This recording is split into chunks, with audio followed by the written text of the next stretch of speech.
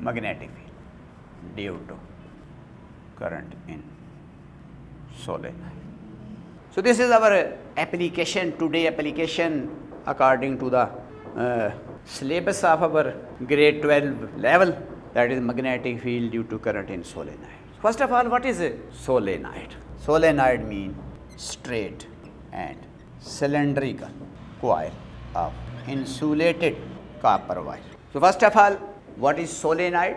Solenoid, straight cylindrical coil of insulated copper wire. अब बच्चों solenoid की शेप को देखें पहले, फिर हम इस इंसुलेटेड कॉपर वायर की बात करेंगे, फिर आगे जो हमारी एप्लीकेशन है उस पर कंसंट्रेट करें। Dear students, this is a solenoid.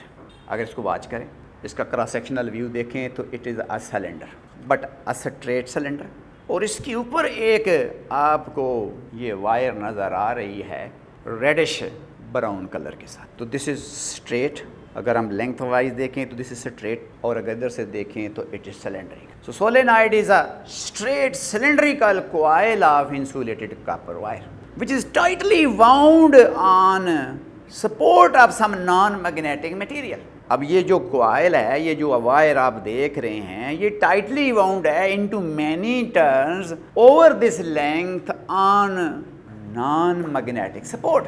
अब नॉन मैग्नेटिक सपोर्ट क्या है? इसके अंदर अगर आप वॉच करें तो ये एक ऑर्डिनरी जो प्लास्टिक का पाइप होता है, इसके ऊपर ये कॉइल लिपटा हुआ है।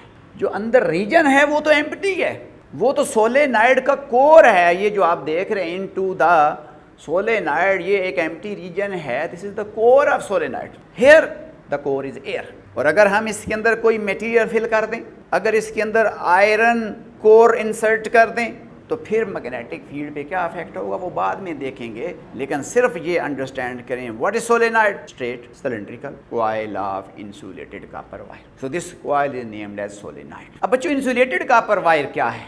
Insulated copper wire mean copper तो कंडक्टर है। अब हम ये नहीं कह रहे कि कॉपर कंडक्टर है तो कोई इंसुलेटर कॉपर भी होता है। कॉपर कंडक्टर है, उसके ऊपर इंसुलेशन लगी है। अब घरों में ये जो बच्चों वायर्स होती हैं, जो वायरिंग सिस्टम घरों में लगा होता है, उसमें भी कॉपर वायर होती हैं, लेकिन उनके ऊपर बच्चों एक प्लास्टर की मोटी सी इंसुलेशन चढ़ी होती है। वो इंसुलेटेड कॉपर वायर नहीं होती। तारें अंदर नंगी होती हैं, ऊपर एक मोटी प्लास्टर की लेयर होती है ताकि किसी किस्म का इलेक्ट्रिक शॉक ना लगे, तारें आपस में शॉर्ट सर्किट ना करें।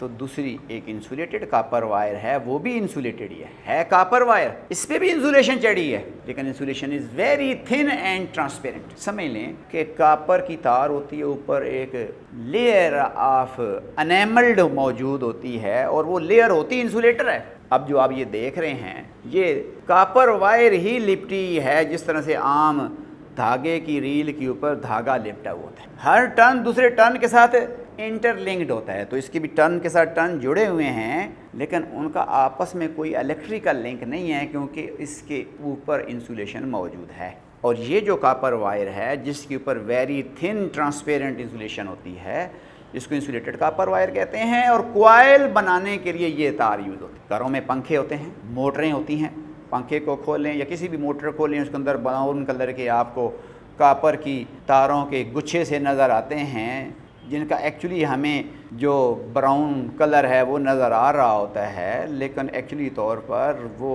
बेयर वायर्स नहीं होती हैं। उनके ऊपर इंसुलेशन मौजूद होती है और थिन होती है, ट्रांसपेरेंट होती है।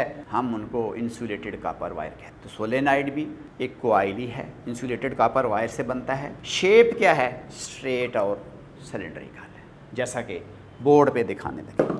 This is a straight and cylindrical coil of insulated copper wire. यानी ऐसा समझे बच्चों कि जिस तरह से एक स्प्रिंग होता है, स्प्रिंग की शेप का जो कॉइल है। अब स्प्रिंग को भी देखें तो ये सिलेंड्रिकल भी है और स्ट्रेट भी है, और उस कॉइल को जो मैंने सोलेनाइड दिखाया है वो भी स्ट्रेट एंड सिलेंड्रिकल है। So straight cylindrical coil of insulated copper wire that is known as solenoid. अब बच्चों, जब इस कॉइल में से करंट फ्लो करेगा, मीन जब इसके कॉइल के ये दो टर्मिनल टर्मिनल यहाँ पर ये बने हुए हैं, एक तरफ बैटरी का पॉजिटिव टर्मिनल, दूसरी तरफ जब बैटरी का नेगेटिव टर्मिनल लगाएंगे तो इस सोलेनॉइड के अंदर से करंट फ्लो करेगा। जब करंट फ्लो करेगा तो magnetic field produce, magnetic field इसके अंदर भी होगा, मैग्नेटिक फील्ड इधर ऑल अराउंड द सोलेनॉइड भी होगा, लेकिन जो अंदर मैग्नेटिक फील्ड होगा वो स्ट्रांग होगा, यूनिफॉर्म होगा, अलोंग द सोलेनॉइड एक्सिस होगा। जो बाहर मैग्नेटिक फील्ड होगा वो नॉन यूनिफॉर्म होगा, वीक होगा,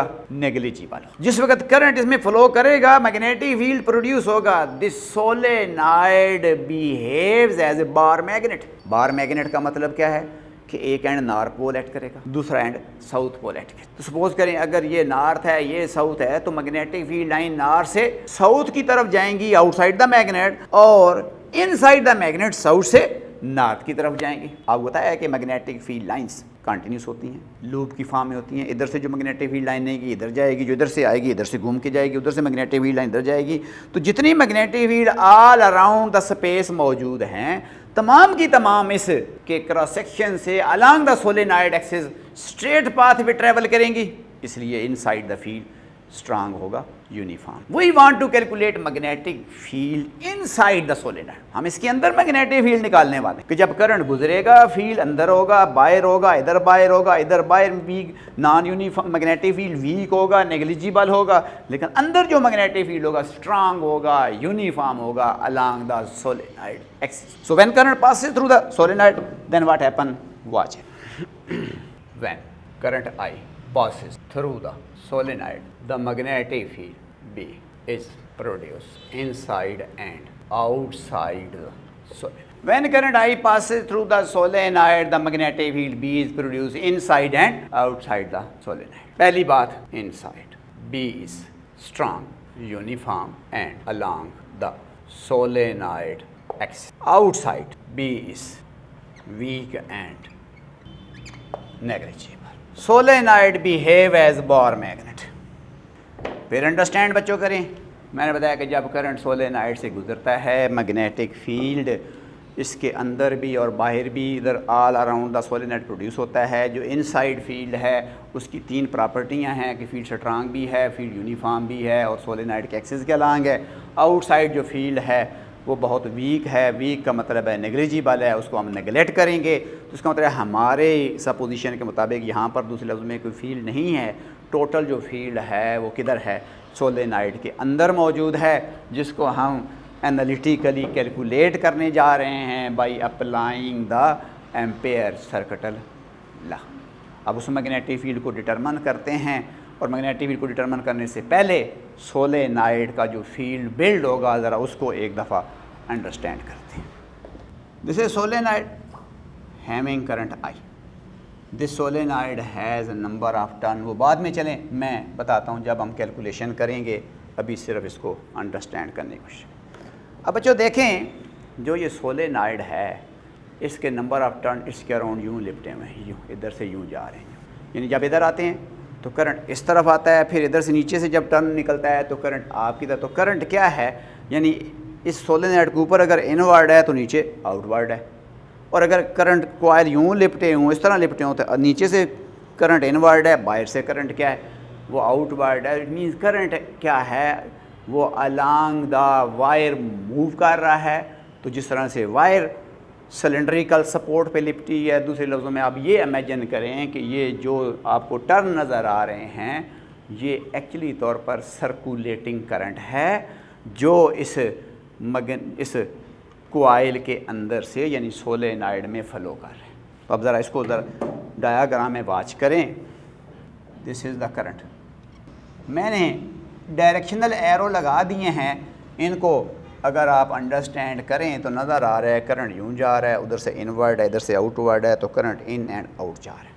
अब अगर इस करंट को मैं यहाँ पर इन एंड आउट फॉर्म में दिखाऊँ तो इधर करंट चूँकि इनवर्ड है तो इनवर्ड डायरेक्शन को मैंने यूँ क्रॉस लगा दिए।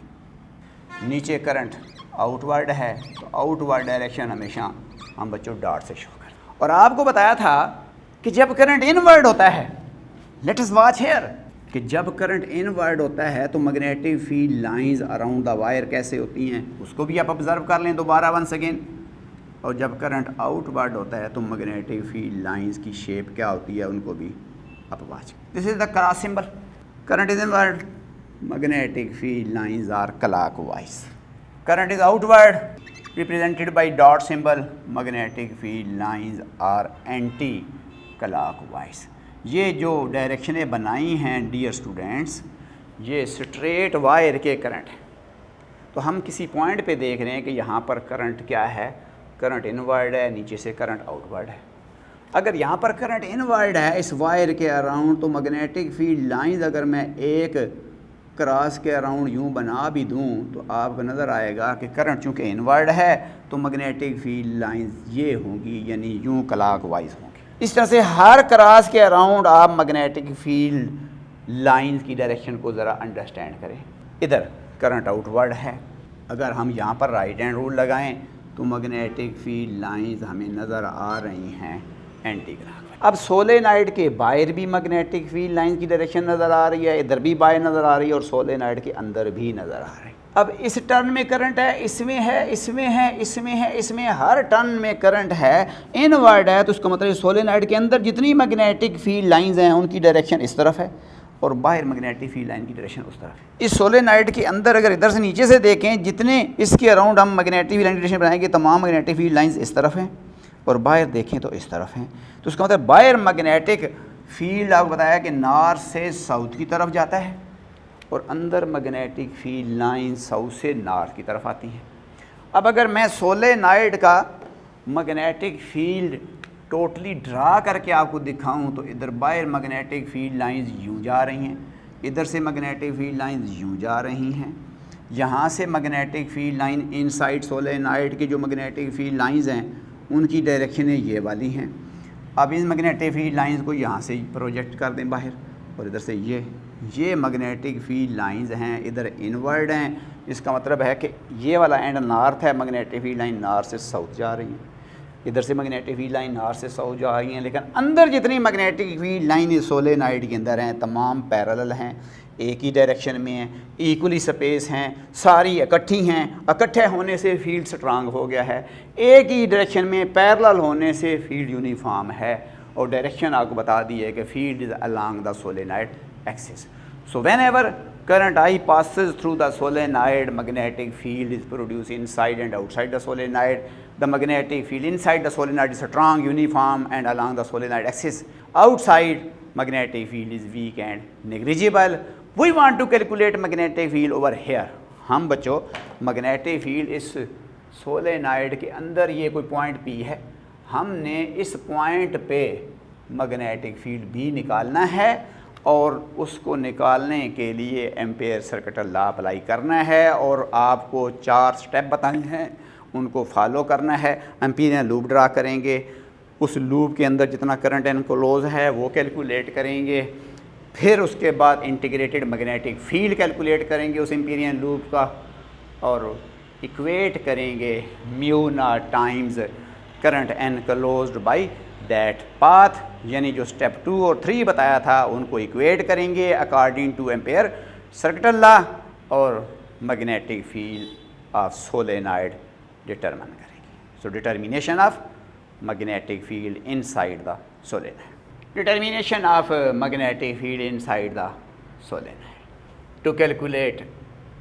Magnetic flux density B at point P, we assume rectangular closed path ABCD having sides of length L1, L2, L3 and L4 respectively as मैंने बच्चों बताया है कि अगर आप मैग्नेटिक फ्लक्स डेंसिटी कैलकुलेट करनी है किसी भी पॉइंट पे due to any current distribution, first of all we draw, we assume, we imagine symmetrical closed path which is known as the Amperian loop.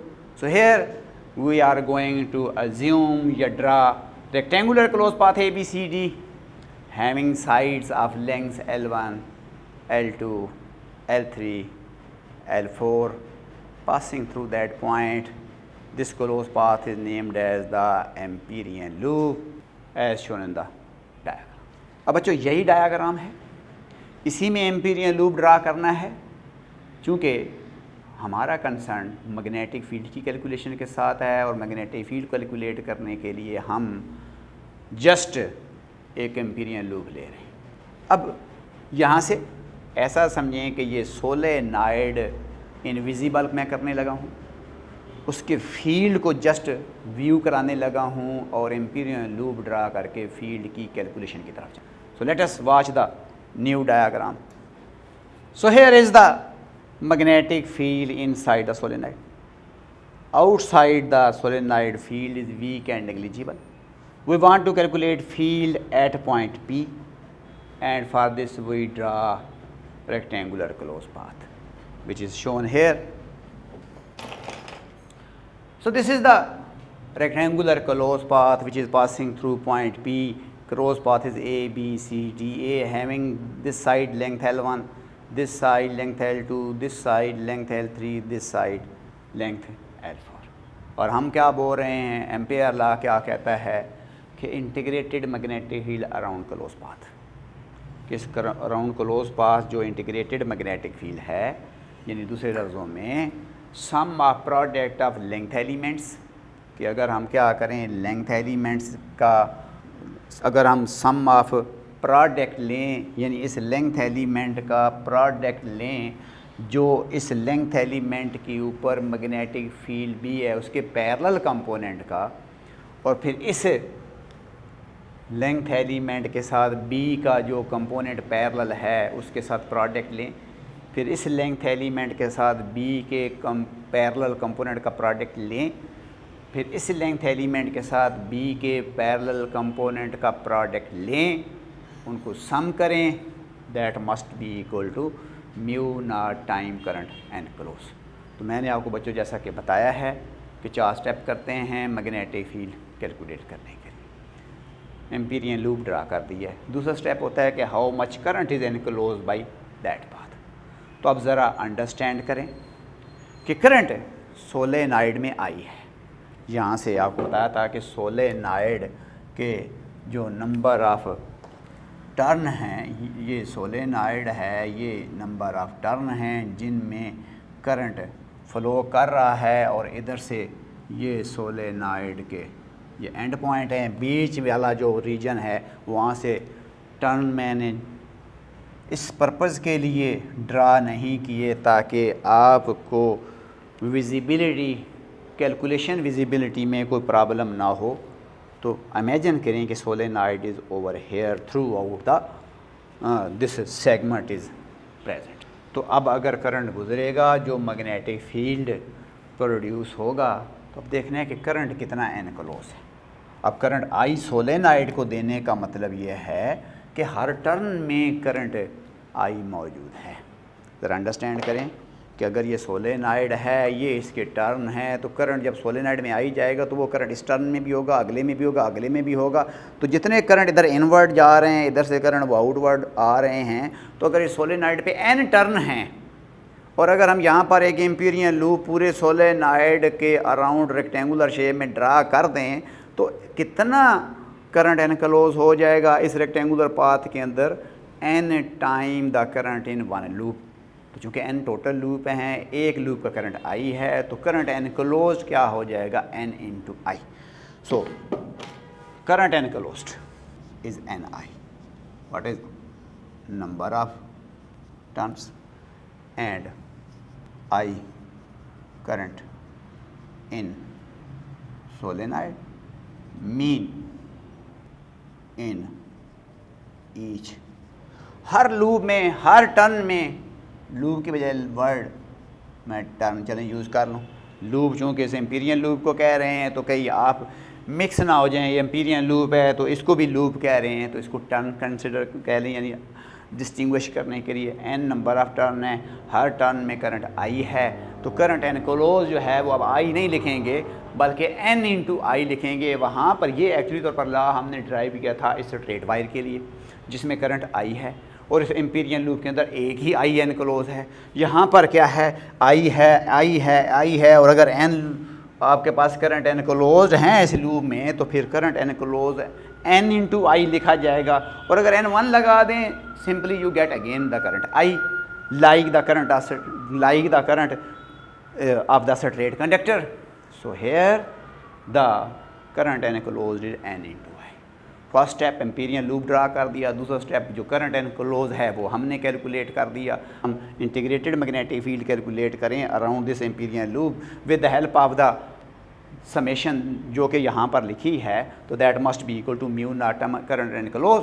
So applying the Ampere circuit law, Ampere circuit law बच्चों apply करें, applying Ampere's circuit law, we get Ampere circuit law apply कर दिया बच्चों, that is B dot delta L I from 1 to 4, क्योंकि 4 साइडें हैं तो मैंने 4 ही इसके लेंथ एलिमेंट कंसिडर कर लिए हैं, that is mu naught time current enclose and here current enclose is N into I.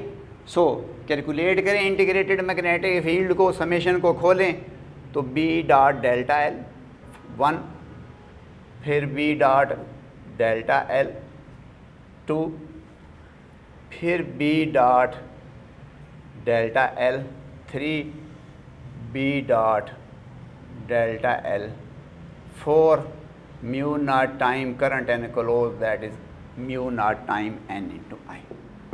अब बच्चों ये तमाम क्या है, ये सम है किन का, प्रोडक्ट्स का।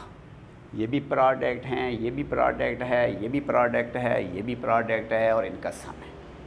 अब प्रोडक्ट किसका है, लेंथ एलिमेंट का, और बी का कंपोनेंट जो कि लेंथ एलिमेंट के पैरेलल है, जिसको बी कॉस थीटा कहते हैं।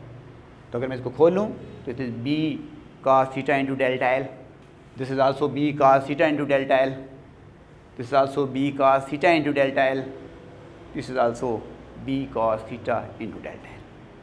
अब नंबर 1 एलिमेंट के लिए थीटा की वैल्यू सेम है थ्रू आउट, एलिमेंट 2 के लिए थीटा की वैल्यू सेम है थ्रू आउट, और इस एलिमेंट 4 के लिए भी थीटा की वैल्यू सेम है थ्रू आउट। लेकिन जब हम इस लेंथ एलिमेंट की बात करते हैं तो ये वाला length element outside the solenoid है, outside the field is negligible. आपको पता है बच्चों के डॉट प्रोडक्ट 2 वेक्टर्स हैं ए डॉट बी, इनका डॉट प्रोडक्ट 0 कब हो सकता है, या तो इन दोनों वेक्टरों में से कोई वेक्टर नल वेक्टर हो, या दोनों वेक्टर परपेंडिकुलर हो। कि अगर ये दोनों वेक्टर परपेंडिकुलर हैं तब भी 0 आएगा, अगर ये परपेंडिकुलर ना भी हों लेकिन अगर ए की मैग्नीट्यूड 0 है तब भी आंसर 0 आएगा, या बी की मैग्नीट्यूड 0 है तब भी आंसर 0 आएगा। तो इसी तरह से जब हम इस सेगमेंट को सॉल्व करेंगे तो फिर ये बी, ये वो मैग्नेटिक फील्ड है which is outside the solenoid, और outside the solenoid field is weak and negligible, suppose to be 0।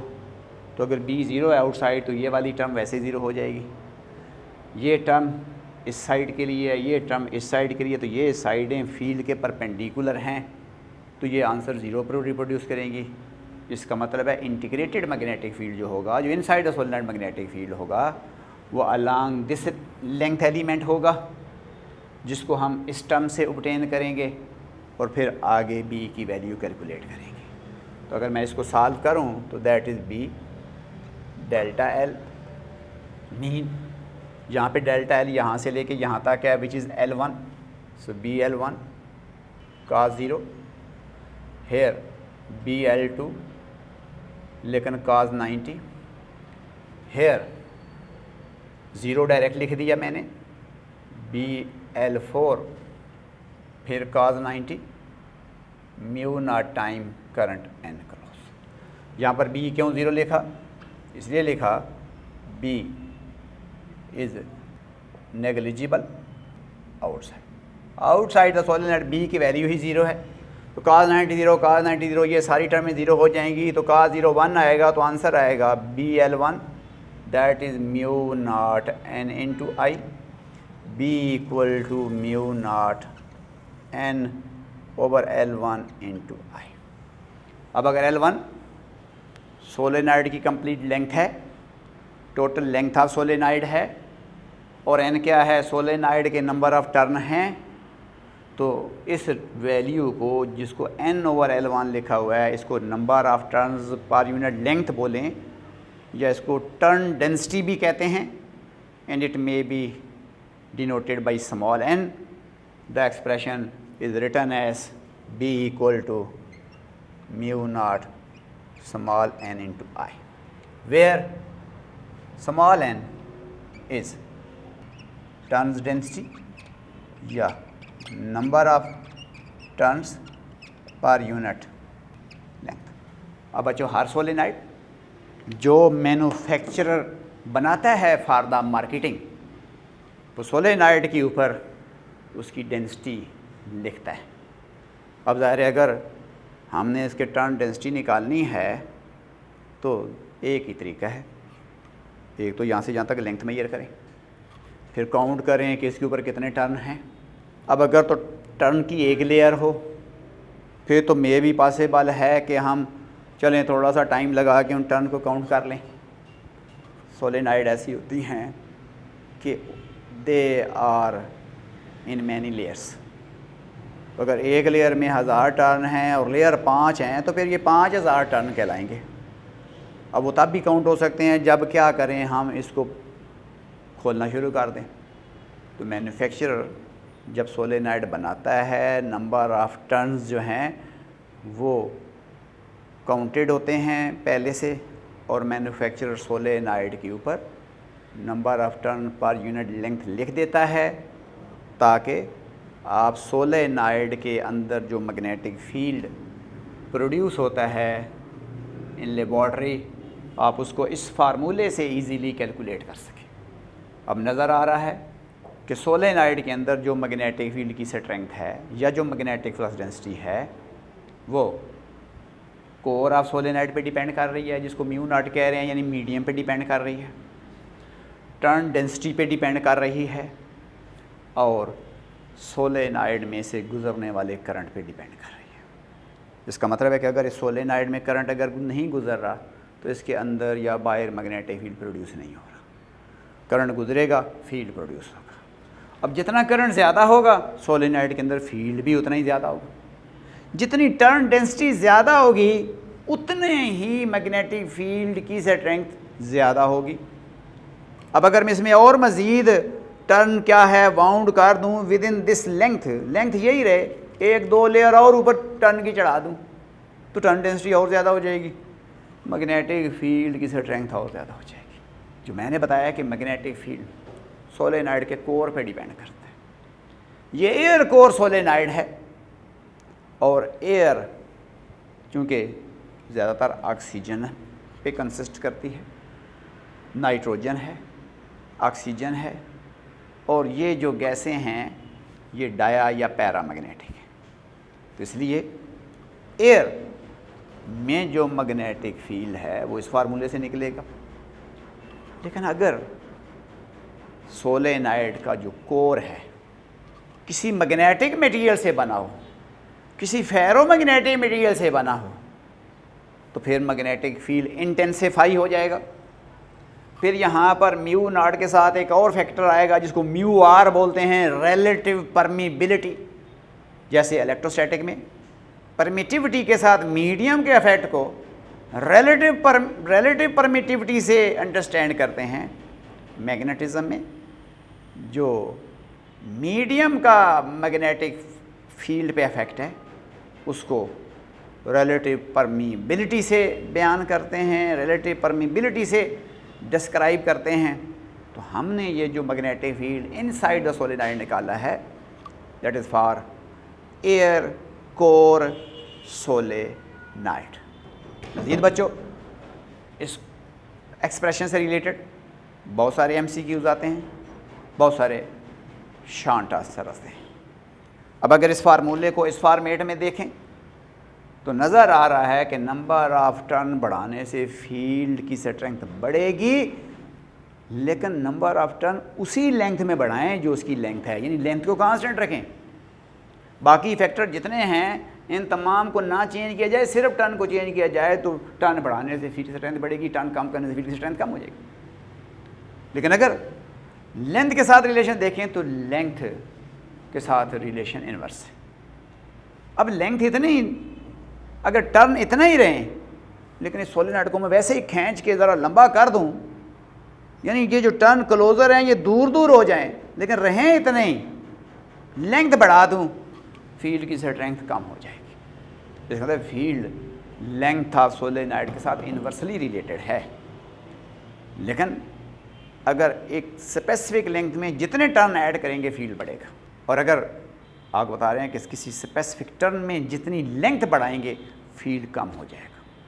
अब करंट की स्ट्रेंथ बढ़ाने से फील्ड बढ़ेगा, करंट की स्ट्रेंथ कम करने से फील्ड कम हो जाएगा। अब अगर नंबर ऑफ टर्न डबल करें, लेंथ भी डबल कर दें तो डेंसिटी तो नहीं बदलेगी, क्योंकि लेंथ बढ़ा दी है तो जो जितनी लेंथ बढ़ाई है उतने टर्न भी उसी हिसाब से और ऐड कर दी हैं, टर्न डेंसिटी तो नहीं बढ़ेगी कि अगर ये भी डबल हो गया, ये भी डबल हो गया तो अफेक्ट कैंसिल हो जाएंगे, फील्ड पे कोई फ़र्क नहीं पड़ेगा। तो इन चीज़ों को ज़हन में रखना है कि हम एम्पेयर लॉ की मदद से मैग्नेटिक फील्ड कैलकुलेट कर सकते हैं किसी भी करंट डिस्ट्रीब्यूशन का। हमने सिर्फ एक फील्ड कैलकुलेट किया है अपनी इस लेवल के हिसाब से जो बुक की हमारी एप्लीकेशन है, field due to current in solenoid.